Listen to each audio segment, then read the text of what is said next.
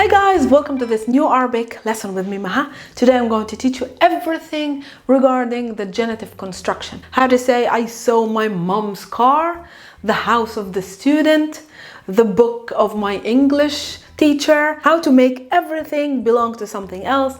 In English, it's the apostrophe S or of. In Spanish, it's La Casa de Papel. How do we create this apostrophe S? How do we create the genitive construction, something that belongs to something else? In general, in Arabic, this is what's going to be explained to the perfection in this lesson of Idafa, because that's the name of the grammar subject. Without further ado, let's begin with the lesson. Let's start. It's called Idafa. What is this Idafa? Idafa is the Arabic name for genitive construction, but what does really Idafa mean? Idafa means addition, which means when you add something to something else. Why is the name Idafa or addition important? It's important for understanding how to create my mom's hair or my father's blue car. How do I make that? We make it with addition. The problem, guys, in Arabic is that we don't have an apostrophe S. We can't say MAHA'S child. We cannot do that. We don't have an apostrophe S. Also, what we don't have is of. If I want to say the car of the Arab teacher, I can't. We don't have of in Arabic. What do is we take refuge of Idafa, of addition. You might say addition of what? Addition of a noun. Any noun, guys, that belongs to another noun, usually in English, we have apostrophe S or we have of. What did we just say? In Arabic, we don't have neither apostrophe S nor of. What we do is addition, which means we add one noun to another noun. And that's it. That's how we create this belongs to this. Usually, the first noun belongs to the second noun. All of them belong to the third, and etc. You can have an infinite number of idafa, something that belongs to something else and something else and something else. The key of the car of the teacher of Arabic, or again the handle of the door of the house of my grandfather. Everything belongs to something else. If I have, guys, something that belongs to something else, I use Idafa, which is I put the first thing that belongs to something else right after it. I add it, I use Idafa, I add this to this. No F, no of, no apostrophe S, no nothing. Just adding the two words, making Idafa, makes the first one belong to the second one, and etc. Now this is Idafa explained. Let's use it in Arabic. Let's imagine I want to say the house of the student. Yeah? Now, I don't know if you know Arabic letters. I hope you do. The house, in order to say the house, we say al-bayt. Okay? Al-bayt. This is the house. The student, we say al-talib. Al-talib. The student. In English, what we would have done, we would put the student, we would put apostrophe S, the student's house, right? Or we would say the house, we would write of al-talib. In Arabic, this is what we do. We write both words. Is it the house of the student or the student of the house? It's the house of the student, so I put the first thing before, then to whom it belongs. So what I do is I just simply say al-bayt, al-talib. This is, guys, exactly applying the rules of Idafa that we just learned. Al-bayt, the house of the student, al-talib. Is this a correct Idafa? Al-bayt, al-talib? Unfortunately, no. This is not a correct Idafa. Why? I know you have thought up until now logically and you have come up with the house. I know which house it is, so it's al-bayt. I know which student it is, so it's al-talib. You know that al is the article, definite article. But why isn't it correct, ya Maha? Why? You just told us we put Idafa. We just put one belongs to... Yes, you are right. But this is not a correct Idafa sentence. Why? Because, guys, Okay, you understood how we make something that belongs to something else, but we have to respect 4 rules of Idafa. In order to make it correct, to do a correct sentence, we have to respect 4 rules. So Idafa has 4 rules that we need to respect. Let's see what these rules are and how we can improve this sentence into being a correct sentence, saying the house of the student. And we will discover also why this is not correct. First rule of Idafa, I'm not going to write anything, I'm just going to explain it. First rule of Idafa says, if I have something that's definite, I know which house it is. We will keep this on board so you understand it better. And I know which student it is. So both of them are definite. I know what I'm talking about. I know it's the house of the student. So if rule number 1 says, if I have definite nouns in Idafa, I have definite nouns, we don't need the article al on all of them, on both of them. We just put the article al on the last term of Idafa. And this will define everything. So I don't need the al on the first term of Idafa. I just remove it. I don't need to say al-bayt. Simply say bayt. And then put the article on at-talib because I know which house it is and which student it is. So bayt at-talib is the perfect example of Idafa. Bayt al-talib, house of the student, even though I know which house it is. Okay, remember, rule of number 1 of Idafa says, put the article on the last term of Idafa. This can be also repeated on longer sentences than simply this. I can say, the key of the car, the key of the door of the car. Let's do something crazy like this, but the key of the door of the car. I have noun, noun, noun, all of them belong one to the another. Do I need to say al-key, the key? No. Do I need to say the door? No. Do I need to say the car? Yes. I have to put the article on the last term of Idafa in order to define everything. Okay, so rule number 1 says, do not put the article on everything. Put it only when needed. If it's definite, put it on the last term. If you put it on the last term like here, it functions as everything is defined. So it's the house of the talib, of the student.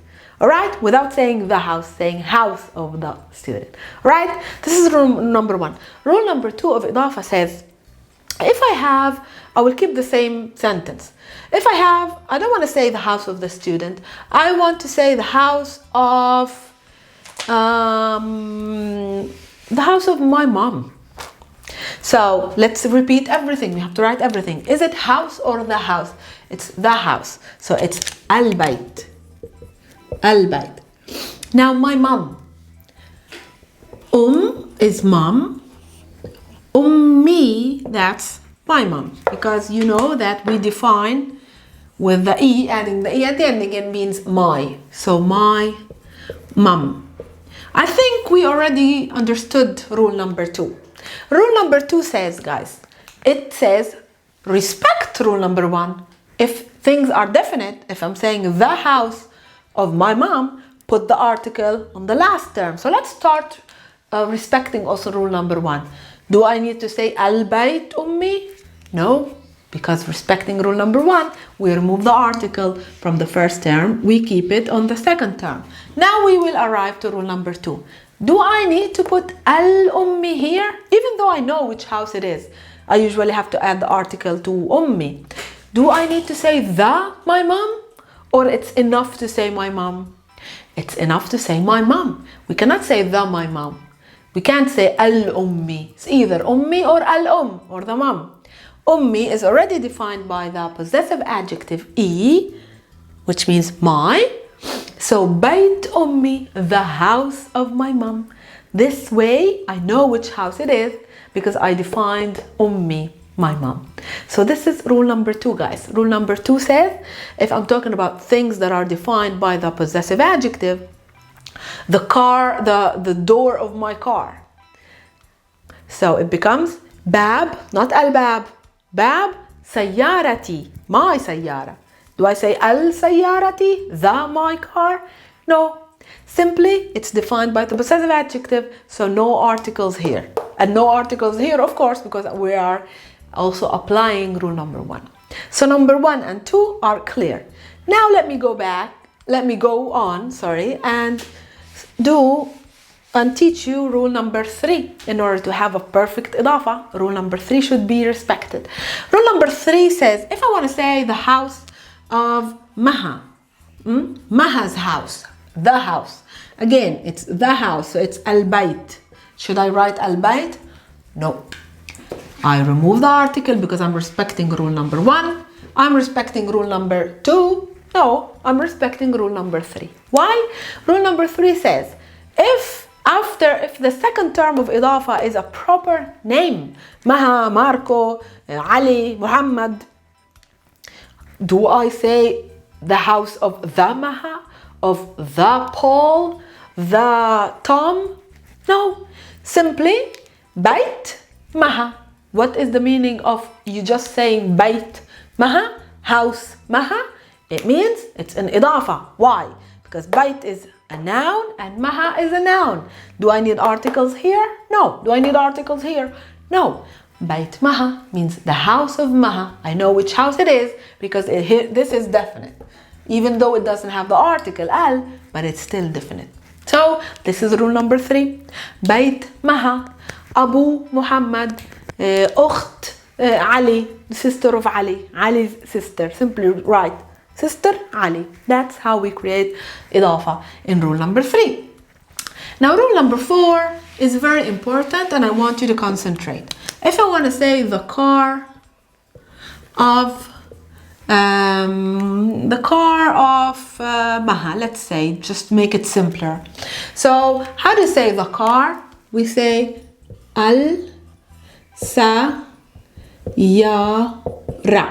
So we say al-sayyara. Now already, without even writing Maha, you know that we don't need to say al-sayyara because it's an idafa with something else, so we don't need the article, right? So let's do it right away. We're not stupid anymore. Sayyara. Maha, we write simply Maha. Do I write al-Maha? Rule number 3. No, simply say Maha. So you just say Sayyara Maha. You might ask me, so what's new in rule number 4? Nothing is new. Yes, there is something new and I want you to pay attention. If my first term of idafa, or not specifically first, but the one that belongs to something else. So here in this case it's sayyara. So rule number 4 says, if my term in idafa which belongs to something else, or my first term of idafa, is feminine and contains the ta marbuta, I hope you know, ta marbuta is the feminine gender. So if it is feminine and contains this ta marbuta and it belongs to something else, so it's the car of Maha, what happens? The ta marbuta, guys, gets eventually pronounced as a T, because originally it was a T, if you know. I think you know. If you reached this lesson, then you know that the ta marbuta originally was a T. We don't pronounce the T. We don't say sayyarat. We say sayyara usually. But if the word sayyara belongs to something else, you say sayyarat Maha. This is the rule of idafa. Sayyarat Maha. Zawjat Ammi, wife of my uncle. Sayyarat Abi, car of my father. So sayyarat, anything that is with ta marbuta, the ta gets pronounced. Nothing changes in writing, guys. It just gets pronounced. Sayyarat Ukhti, car of my sister. And here, do you need al? No, because you are respecting all the other rules of idafa. These are, guys, are the 4 or 5 rules of idafa. There's one more that I usually don't teach, but I will teach it now just for the sake of completion of this idafa matter. Rule number 5 or 6 says, if I have a word that is a plural or a dual and is in idafa with something else, okay, this let me explain it to you. If I have the teachers, for example, muallimun. Muallimun is teachers, plural, ends with un. I'm trying to move quickly because I don't want this lesson to be too long. Or I have 2 teachers, mualliman. The dual ends usually with this an. Un and an. This is the dual, this is the plural. So these are the symbols of the plural and the dual. I hope you know them already, because otherwise this is going to be too fast. Anyways, if I have a word like this, the teachers of my school, or the teachers of the school, or the two teachers of the school, or let's say, to make it easy, the teachers of Maha. Let's add Maha here. So we have Idafa. We have a word, a noun, that belongs to another noun. Now, if this is rule number 5. So if this, or 6, I don't remember. This is the last rule of Idafa. It says, if the first noun that I have is a plural or dual, like these that I gave you here, ending with un or an, and they are in Idafa, what happens to the n of the plural or the dual? It gets removed. That's the only rule, guys, that you remove the n of the plural when it's in Idafa. So you don't say معلمون المدرسة, you say معلمو المدرسة. And you don't say معلمان Maha, you say معلما Maha. This is the last rule of Idafa. This is pretty advanced. If you're just starting with Idafa, don't worry about it. If you say معلمون المدرسة, nobody will cut your head off. Nobody will. It's okay. It shows that you are advanced. You learned all the rules of Idafa, including the last one, which is really, really advanced, which is removing the n at the ending of plural nouns or dual nouns, okay, when they are in Idafa. I'll do one sentence with you, but then I'll give you 5 sentences that I want you to do as homework. Maha's house. So I say Bait, the house of Maha. I'm respecting rule number 1 by not putting the article here, and I'm respecting rule number 3, which says if it's a proper noun, don't put the article. Bait Maha means the house of Maha. Let's try to say سيارة أخي. What is سيارة أخي? The car of what? Of أخي, my brother's car. سيارة أخي. Easy. Idafa is really easy. Let's imagine we want to say سوق المدينة. What is the meaning of this sentence? سوق المدينة, market of the Medina, of the city, which means the city market, the market of the city. Do we know which market it is? Yes. Do we know which city it is? Yes. It's the market of the city. The city market, سوق المدينة. This is another example of Idafa. Now things get a little bit more complex when you add adjectives. سوق المدينة القديمة, the market of the old city. And in order to do that, I'm going to dedicate another lesson, because this would become much more complex. And there's another lesson. This is everything regarding Idafa, guys. But I will add another lesson just for more advanced students. Give you some sentences in English. I want you to translate them into Arabic. If you still don't know the Arabic letters, it's a shame. But you can write the sentences, if you're interested more in speaking, write me the sentences in Latin letters, so I know that you understood and you got how Idafa works. Alright?